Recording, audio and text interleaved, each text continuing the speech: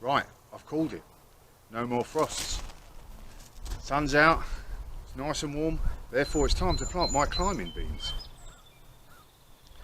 The climbing beans I prefer are scarlet runner beans. I'm going to be planting some purple climbing beans as well later on, but for today's purpose and on this little rig that I knocked up the other week, I'm going to be planting scarlet runner beans. I think these are just about the easiest veg to grow in the garden, in the kitchen garden.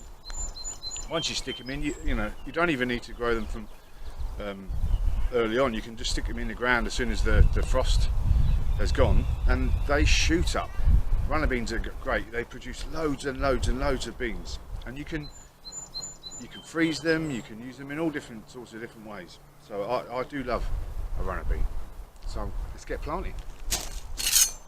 So like any vegetable really, your runner bean likes a nice fertile, well-drained soil. So it's always good to put some compost in there or some well-rotted manure earlier on in the season, which I have already done.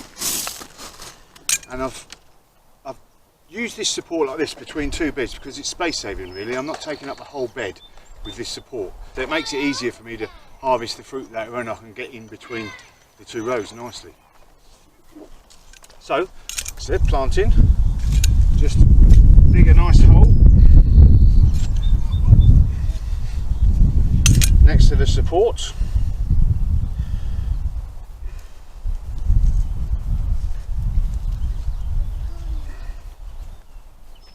Here.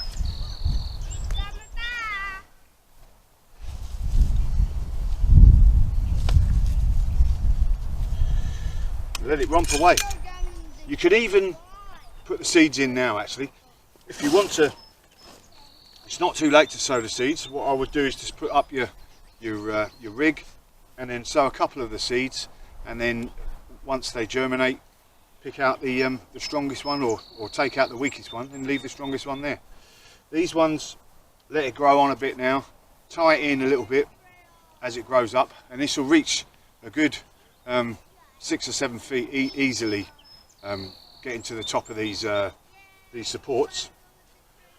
I've got a nice little red ant problem here. Ow! Yeah, and they'll just romp away up there, and then you'll soon be picking the beans. And the good thing about runner beans as well is they have absolutely lovely scarlet flowers, and the hummingbirds like them, which is always a bonus to me. So let's carry on with this planting.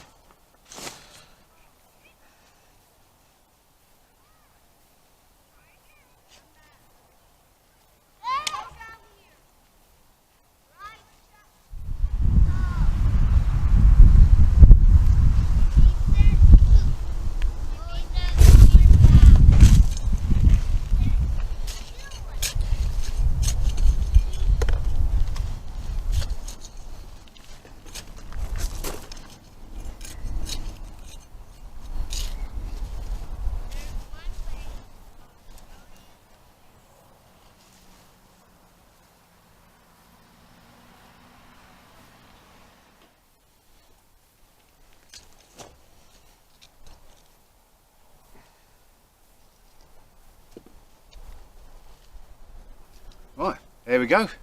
All I've got to do now is give them a water in, monitor them, tie them in as they're just starting to get up there before they really get going, and that's it.